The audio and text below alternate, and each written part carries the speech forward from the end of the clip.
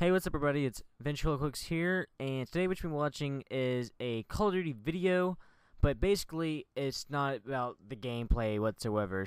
We're going to be talking about Shadow of Mordor, the new game, a game that is affiliated with Lord of the Rings that I've been wanting for so long. And basically I'm going to touch on my analysis slash review for it. Nothing negative about it whatsoever, guys. So, just this to be a cool commentary, and because I'm a huge Lord of the Rings fan. So basically, I'm gonna touch upon the past games of Lord of the Rings, and then basically, try and see how that would work into now, or see the bad side of it, etc. So basically, as you all know or have known, Shadow of Mordor is a new video game affiliated with Lord of the Rings coming out in October of this year on current gen and new gen.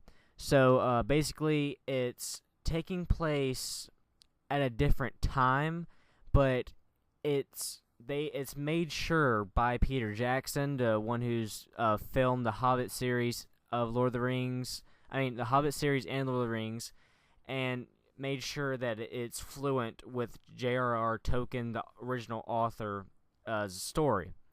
So basically, it's 100% legit. It ain't nothing bad. So it's nothing like put in, added. So it's pretty cool. Originally, when I played the older Lord of the Rings games, they basically had a mixed feeling inside of each one of them. And when I played the Lord of the Rings, The Two Towers, if you ever played that on original Xbox and you haven't yet, go to any one of your local game stores and you have to play that and play it on a regular Xbox. It won't play on Xbox 360 for some reason, I guess. Like, some games will play on Xbox 360 from the original Xbox, some won't. But the Lord of the Rings, The Two Towers on original Xbox was the closest and best Lord of the Rings game yet ever. The ones that came after it, like Lord of the Rings Conquest. Lord of the Rings Conquest was alright, because I'm a diehard Lord of the Rings fan. So you gotta stick within, the positive and the negatives, with what you are a diehard fan of. And when I played Star Wars Battlefront 2 on original Xbox, I felt like I was playing that reskinned of Lord of the Rings when the Conquest came out, and it felt very generic.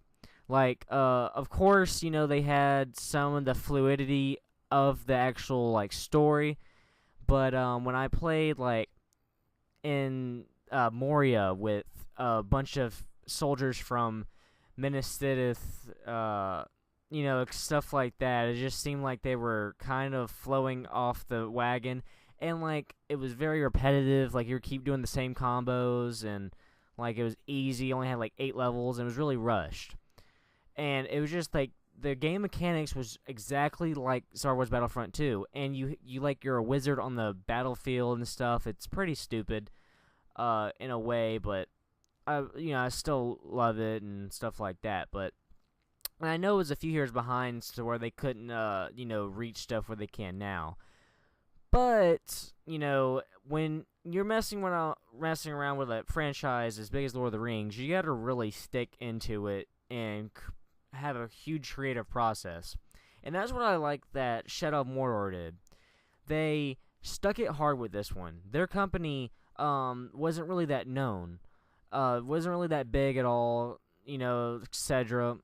And, they're coming back hard with... They're talking about having feelings between, the character and the game. The orc ain't just a retarded dummy orc monster. They actually have names. They actually have character, stuff like that. I'm going to put the link down below. You have to come watch this. This is the lead guy, Daniel Kaster.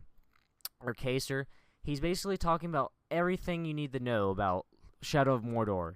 And I appreciate how intricate he talks, and how involved he is with the game and how anxious he is when he's talking about it. Not just like, yeah, the game's going to be an awesome game coming out October, thanks, peace out, have a nice time. You know, he really digs into it, saying that he goes as far as to say that swords have their own character. Swords have their own name, their own background history. This is a game I've been waiting for. You know, it's sad to me that I really don't get because I've always really want a Lord of the Rings game.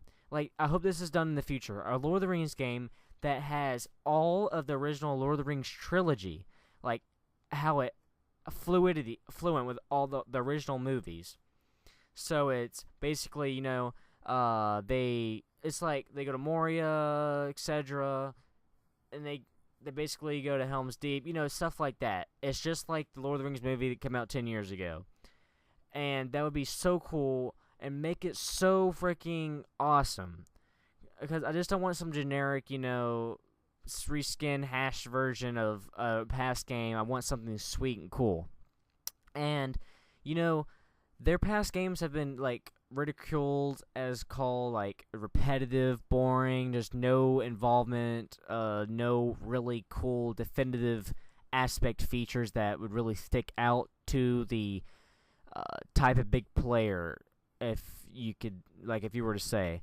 I don't know how you put that into your own aspect meaning or whatever, but it's like, basically what I'm getting at is, this game is not created just to put out on the market and get some money and, like, you know, have a few months with it. Like, they're actually talking about, you know, every little aspect of the game has this, has that. You're not going to be bored. It's not going to be repetitive. It's going to be different. He said, and like as you'll see in the video below, they've always been ridiculed, like, not him because he wasn't, you know, making the other Lord of the Rings games, but each one of them has been called, like, repetitive and boring. He goes as far as to say that, you know, it's not repetitive. You have this version. You can do this. You can do that. You can also do this. You can do that. So it's not going to be the same old boring thing. So it's really, I really do appreciate that from someone, you know, that wasn't really big in the back, you know, like past, but now they come out with strong, awesome graphics, awesome features, stuff that the Lord of the Rings fan base, I think, really well deserves.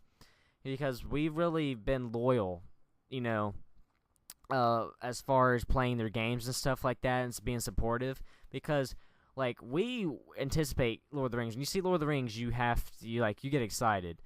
And regardless of what it is. And then when we play the games, you know, it's like some of them were real. I was really let down on Lord of the Rings Conquest because of how easy it was, repetitive, and reskin version of Battlefront 2.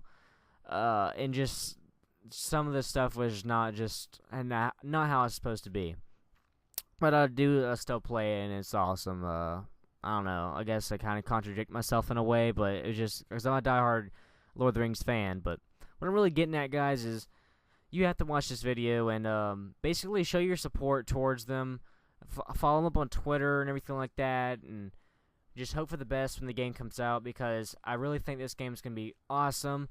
Tons of people are giving this game 10 out of 10 just based off what they see now. But thanks for watching, guys. Catch you on the next one. Peace.